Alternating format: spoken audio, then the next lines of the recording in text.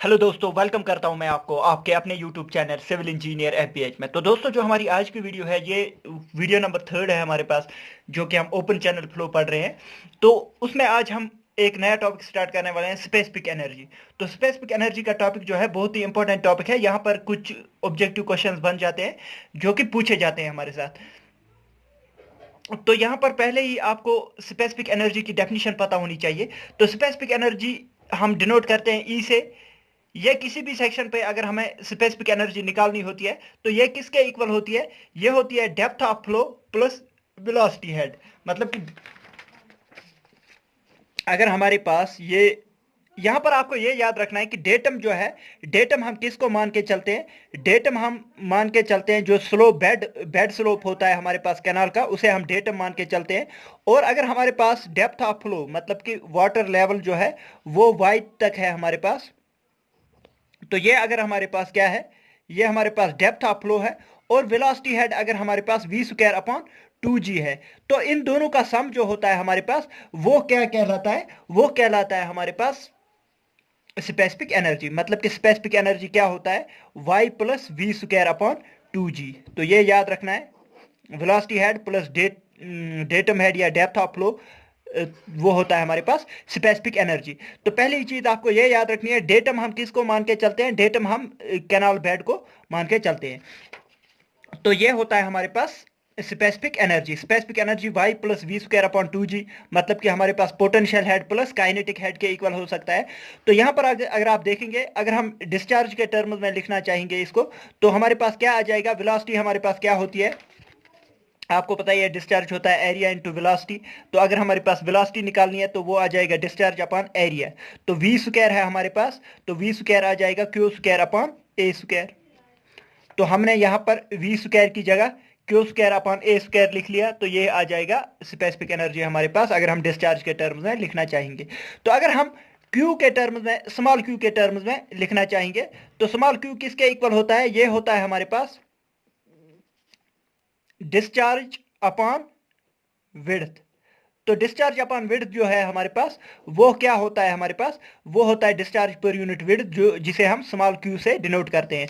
तो अगर हम स्मॉल क्यू के टर्म्स में हम लिखना चाहेंगे, तो ये क्या आ जाएगा? Specific energy Y plus Q square upon under 2g Y square. तो ये आ जाएगा हमारे पास, क्योंकि ये स्मॉल क्यू जो होता है ये होता है डिस्चार्ज पर यूनिट विड्थ। तो अगर आप देखेंगे यहाँ पर, ये हमारे पास पोटेंशियल हेड है और ये काइनेटिक एनर्जी है। मतलब कि अगर हमें स्पेसिफिक एनर्जी देखनी है तो ये होती है potential energy plus kinetic energy. तो अब ये पोटेंशियल एनर्जी और काइनेटिक एनर्जी जो है, पोटेंशियल एनर्जी अगर आप देखेंगे यहाँ पर, काइनेटिक एनर्जी जो है वो inversely proportional to Y square है, डेप्थ ऑफ फ्लो के इनवर्सली प्रोपोर्शनल है। और हमारे पास अगर हम पोटेंशियल एनर्जी देखेंगे तो वो डायरेक्टली प्रोपोर्शनल है वाई के, डायरेक्टली प्रोपोर्शनल है वाई के।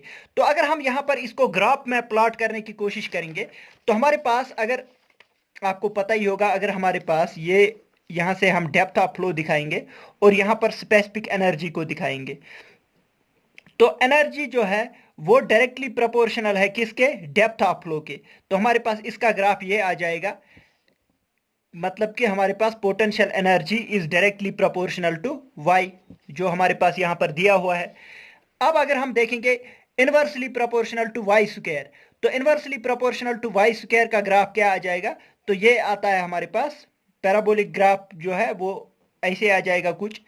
ई इज काइनेटिक एनर्जी जो है वो इनवर्सली प्रोपोर्शनल है वाई स्क्वायर के। तो ये आ जाएगा हमारे पास, ये दो ग्राफ निकल के आ जाते हैं हमारे पास। जब हम इन दो ग्राफ्स को कंबाइनेड फॉर्म में लिखना चाहेंगे तो वो कुछ ऐसे हमारे पास मिलके आ जाता है। तो ये चीज आपको याद रखनी है, जो पोटेंशियल और काइनेटिक एनर्जी का ग्राफ, जो कंबाइनेड ग्राफ हमारे पास निकल के आ जाता है, वो कुछ ऐसे निकल के आ जाता है। तो ये हमारे पास ग्राफ, नेट ग्राफ निकल के आ जाता है। तो इसी ग्राफ में यहां पर एक पॉइंट होगा जिसके कॉरस्पॉन्डिंग हमारी डेप्थ ऑफ फ्लो जो है वो मिनिमम होगी, जिसे हम क्रिटिकल डेप्थ ऑफ फ्लो कहेंगे। और यहां पर स्पेसिफिक एनर्जी जो है वो मिनिमम स्पेसिफिक एनर्जी आ जाएगी। तो ये जो पॉइंट आ जाएगा इसे हम क्या कहते हैं? इसे हम क्रिटिकल डेप्थ वाला पॉइंट कहेंगे, वाई सी कहेंगे।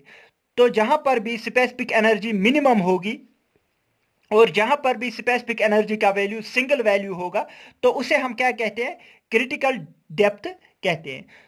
इसके आगे अगर हम देखेंगे, इसके आगे आगे जहां पर भी हम स्पेसिफिक एनर्जी देखेंगे तो वहां पर हमें y की दो वैल्यूज देखेंगे, निकल के आ जाएगी। क्योंकि अगर हम यहां पर देखेंगे, यहां पर जो स्पेसिफिक एनर्जी हमारे पास है, यहां पर अगर हम देखेंगे फॉर एग्जांपल, ये हमारे पास एक स्पेसिफिक एनर्जी है।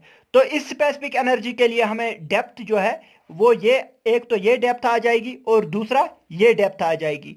तो यहां पर किसी भी स्पेसिफिक एनर्जी के लिए जो मिनिमम स्पेसिफिक एनर्जी नहीं होगी हमारे पास, वहां पर डेप्थ ऑफ फ्लो जो है वो दो डेप्थ ऑफ फ्लो आ जाएगी। उनको हम अल्टरनेट डेप्थ कहते हैं। क्या कहते हैं? Alternate depth. ये आपको याद रखना है। हमारे पास जब मिनिमम स्पेसिफिक एनर्जी होती है तो वहां पर सिंगल डेप्थ ऑफ फ्लो होती है, तो उसे हम क्रिटिकल डेप्थ कहते हैं। और जो भी मिनिमम एनर्जी से जो भी एनर्जी डिफरेंट होती है उसके लिए हमारे पास डेप्थ ऑफ फ्लो दो होती है। तो उन दो डेप्थ ऑफ फ्लो को हम क्या कहते हैं? y1 और y2 हम इनको नाम देंगे। तो ये y1 और y2 जो है सेम स्पेसिफिक एनर्जी के लिए होती है। तो इसको हम क्या कहते हैं? इन दो डेप्थ्स को हम कहते हैं अल्टरनेट डेप्थ्स या फिर सीक्वेंट डेप्थ्स इनको कहा जाता है। तो ये अगर आपको चीजें याद रह गई तो आपका ऑब्जेक्टिव क्वेश्चन जो है वो आराम से जो है सॉल्व हो जाएगा। तो यहां पर मैंने यही दिखाया हुआ है। तो यहां पर ये जो पॉइंट है, यहां पर स्पेसिफिक एनर्जी जो है मिनिमम स्पेसिफिक एनर्जी होगी तो इसके कारस्पॉन्डिंग जो डेप्थ ऑफ फ्लो होगी वो क्रिटिकल डेप्थ होगी। अगर हम आगे पीछे अगर कहीं पर भी कोई भी स्पेसिफिक एनर्जी हमें देखनी है तो डेप्थ ऑफ फ्लो हमारे पास दो आ जाएंगी। तो उन दो डेप्थ ऑफ फ्लो को हम क्या कहते हैं? उन दो डेप्थ ऑफ फ्लो को हम कहते हैं अल्टरनेट डेप्थ या फिर सीक्वेंट डेप्थ कहते हैं। तो और आपको यह याद रखना है कि यहां पर जो क्रिटिकल पॉइंट होता है उसके लिए फ्रॉडर्स नंबर हमारे पास 1 के इक्वल होता है। तो ये मैंने आपको आपके साथ ऑलरेडी डिस्कस किया हुआ है। जो क्रिटिकल फ्लो होता है उसके लिए हमारे पास डेप्थ फ्रॉडर्स नंबर जो है 1 होता है। और फ्रॉडर्स नंबर जो है वो लेस देन 1 होता है सब क्रिटिकल फ्लो के लिए। जब भी हमारे पास सब क्रिटिकल फ्लो होता है, इस पॉइंट से ऊपर जो है वो सब क्रिटिकल फ्लो होता है और इस पॉइंट से नीचे जो है वो सुपर क्रिटिकल फ्लो होता है। तो हमारे पास सब क्रिटिकल फ्लो के लिए फ्रॉडर्स नंबर लेस देन 1 होता है और सुपर क्रिटिकल फ्लो के लिए फ्रॉडर्स नंबर जो है वो ग्रेटर देन 1 होता है। तो ये दो चीजें भी आपको याद रखनी है। At minimum specific energy there is only one depth known as the critical depth. जो मिनिमम स्पेसिफिक एनर्जी हम देखते हैं तो वहां पर एक ही डेप्थ होती है, उसे हम क्या कहते हैं? क्रिटिकल डेप्थ कहते हैं।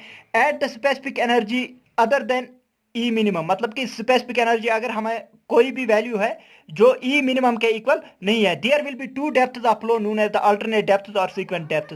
तो उसके लिए हमारे पास दो डेप्थ ऑफ फ्लो होती है, उनको हम क्या कहते हैं? सीक्वेंट डेप्थ कहते हैं या फिर अल्टरनेट डेप्थ कहते हैं। तो जो ये दो चीजें आपको याद रखनी है। इसके बाद आ जाते हैं हमारे पास क्रिटिकल फ्लो कंडीशन के लिए आपको ये याद रखना है, क्रिटिकल डेप्थ के लिए आपको ये याद रखना है, क्रिटिकल डेप्थ के लिए हमारे पास जो स्पेसिफिक एनर्जी का derivative with respect to depth of flow जो है वो 0 के इक्वल आ जाता है। तो हमारे पास एक फंडामेंटल रिलेशन निकल के आ जाती है जो कि यूनिवर्सल रिलेशन है। हर एक चैनल के लिए ये हमारे पास वैलिड होती है। Q square T upon G A cube is equal to 1। तो ये क्रिटिकल फ्लो कंडीशन के लिए हमें याद रखनी है। और क्रिटिकल फ्लो कंडीशन के लिए आपको ये भी याद रखना है कि फ्रॉड्स नंबर हमारे पास 1 के इक्वल होता है। तो कहीं पर ये इक्वेशन जो है, ये जो इक्वेशन है Q square by G is equal to A cube by T के फॉर्म में भी दी होती है। तो ए क्यूब यहाँ और टी यहाँ लेके आएंगे, तो ऐसे भी आप ये जो है याद रख सकते हैं। तो ये होता है हमारे पास क्रिटिकल फ्लो कंडीशन। बहुत बार पूछा गया है Q square by G is equal to A cube by T, इस फॉर्म में जो है ऑब्जेक्टिव क्वेश्चन में बहुत बार पूछा गया है। तो ये क्रिटिकल फ्लो कंडीशन के लिए आपको याद रखना है। यहाँ पर कुछ पॉइंट्स मैंने लिखे हैं क्रिटिकल फ्लो कंडीशन के लिए क्या क्या आपको याद रखना है। Eight critical flow for a given discharge the specific energy is minimum. तो क्रिटिकल फ्लो के केस में आपको याद रखना है कि जो स्पेसिफिक एनर्जी होती है वो मिनिमम होती है, जो मैंने अभी ग्राफ में भी आपको दिखाया। Eight critical flow the specific force is minimum for the given discharge. तो क्रिटिकल फ्लो कंडीशन के केस में हमारे पास स्पेसिफिक फोर्स भी मिनिमम ही होता है। Eight critical flow for the given specific energy the discharge is maximum. तो critical flow के केस में आपको ये याद रखें किसी भी स्पेसिफिक एनर्जी के लिए हमें डिस्चार्ज जो है वो मैक्सिमम होता है।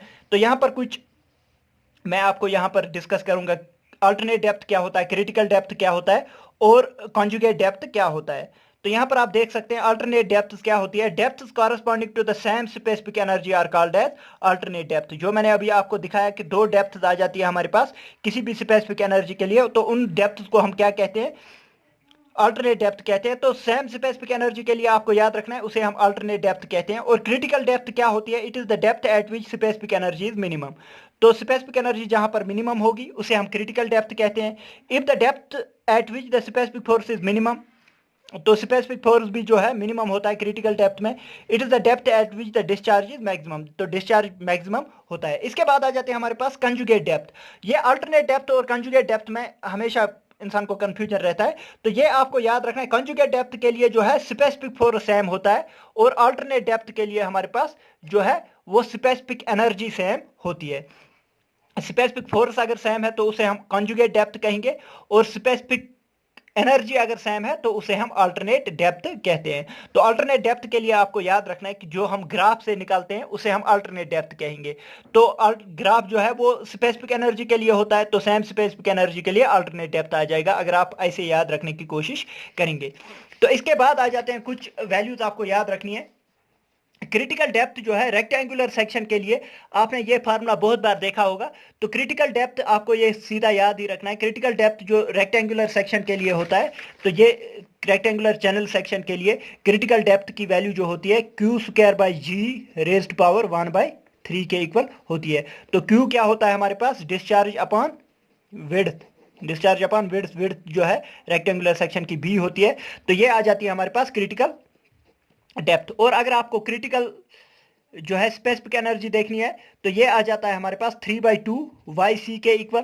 और हमारे पास अगर ट्रायंगुलर सेक्शन के लिए क्रिटिकल डेप्थ आपको देखनी है, वैसे ये फार्मूला तो आपसे पूछा नहीं जाएगा, तो फिर भी आप थोड़ा आइडिया रखना। लेकिन ये वाला फार्मूला जो है ये आपको याद रखना है। क्रिटिकल जो स्पेसिफिक एनर्जी होती है ट्रायंगुलर सेक्शन के लिए ये 5/4 YC के इक्वल होती है। तो रेक्टेंगुलर सेक्शन के लिए आपको जरूरी याद रखने हैं ये दोनों फार्मूले। क्रिटिकल स्पेसिफिक एनर्जी जो है 3/2 YC के इक्वल होती है, और यहाँ पर आप देख सके क्रिटिकल स्पेसिफिक एनर्जी या मिनिमम स्पेसिफिक एनर्जी जो है वो 5/4 YC के इक्वल होती है।